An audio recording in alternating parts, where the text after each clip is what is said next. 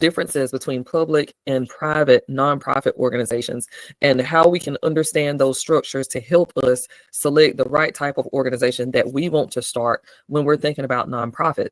So let's take a look at the actual breakdown. This is going to be a guide to explore those differences between the two, and it will have everything to do with the funding source, the operational focus, the IRS classification. I'm going to give you some examples in this presentation, but let's understand the distinctions between the two to help you establish the right nonprofit for your vision.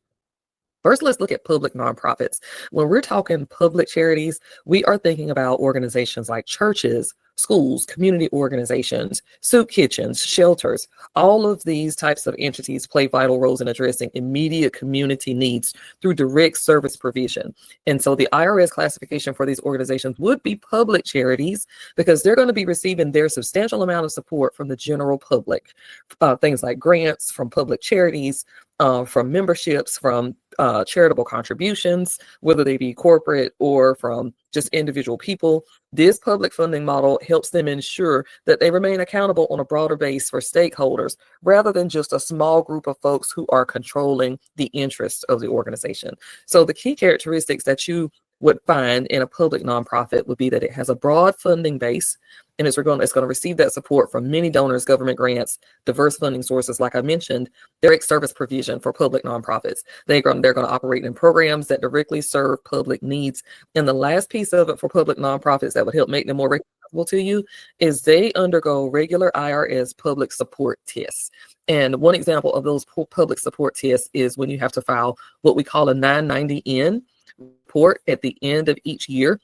If you neglect to file that 990N for 3 consecutive years, then the federal government will revoke your nonprofit status. If it is a 501c3, they will revoke that status and you will have to complete the entire application again. But what's included on these support tests or on this report that you must file yearly for this nonprofit organization? It is different from filing taxes. It's not the same.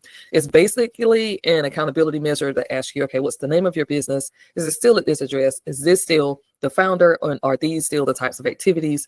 And as long as you're filing this 990N, another one of the accountability metrics is that with this form, that your nonprofit is bringing in $50,000 or less in a year as far as contributions go. And if it's not the 990N that you'll be filing, then there will be other forms of a 990 that you will be filing, but it will not be an extensive report to the measure at which a private nonprofit organization will have to fill out information. So common examples of public nonprofits are Red Cross, Boys and Girls Clubs of America, local animal shelters, and as I mentioned, other types of shelters also. If we're doing a like the soup kitchens or housing shelters where folks just need a place to stay, domestic violence shelters, the organizations that provide tangible services to communities rather than primarily funding other organizations. So their goal is not specifically to make sure that they fund or provide grants to other organizations. It is to provide services to the community. So when you think about a public nonprofit or a public charity, these are the types of things that you would need to focus on, or this is what makes a public nonprofit a public nonprofit. Private nonprofits are also called private foundations. And typically when you see the word foundation, we are almost immediately looking at a private nonprofit. These come from philanthropy. They're born from philanthropy or visions of individuals, families, or corporations. And unlike public nonprofits, private nonprofits don't rely on broad public support for their operational funding. Their funding structure looks more like contributions from either wealthy families, corporations, individual donors. Remember, I said philanthropy. So these often operate using investment income from endowment funds. Their operational focus in private nonprofits are primarily going to be to fund other nonprofits rather than running their own direct service programs. So they're used as channels for funding to flow through most of the time when you see these types of foundations, and they function as funding intermediaries, if you will, in what we would call a charitable ecosystem. The regulatory environment is much stricter for private nonprofits. They face a lot more stricter IRS oversight and have a lot more extensive reporting to do because of the cash flow that runs through them. And it's mandatory that they pay out 5% annually of their assets.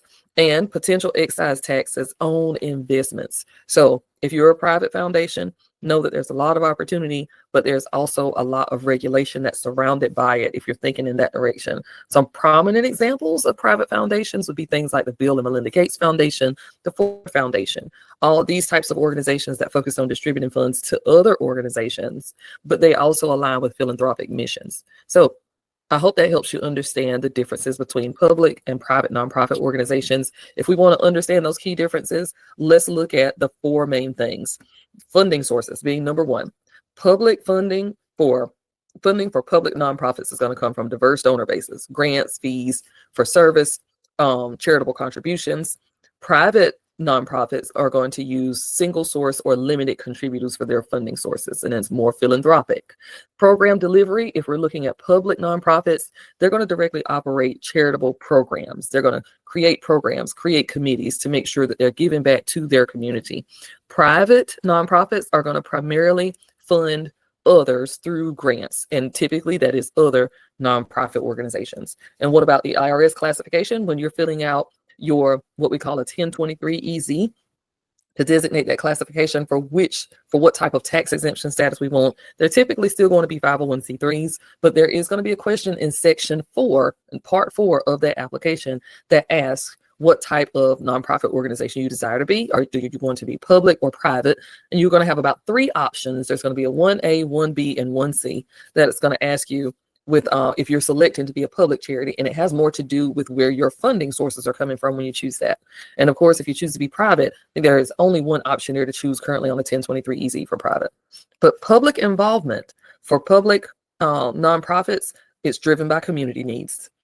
If for private nonprofits, they are driven or guided by a founder's vision. So the simplest way that I can explain it to you here between public and private nonprofits is public nonprofits they have public support, public benefit, and public programs. If we're talking private nonprofits, that means private money, private control, and grant making. So that's the fundamental differences that lie between how each of the organization types interact with the community.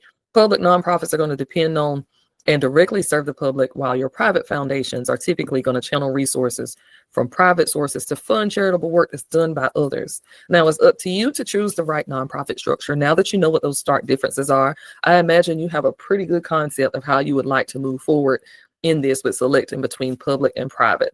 But your decision is going to impact everything that you do moving forward. So just assess your funding situation carefully and consider whether you're going to have substantial personal or family resources to endow a foundation, or if you would need that public access to continuous fundraising. Clarify your mission delivery and determine if you want to operate programs directly as a public charity or primarily fund other organizations to do the charitable work. And that type of operational approach also helps you make a clear decision on what type of structure you'd like to start. And finally, the last piece here that I want you to seriously consider is understanding those regulatory implications, right?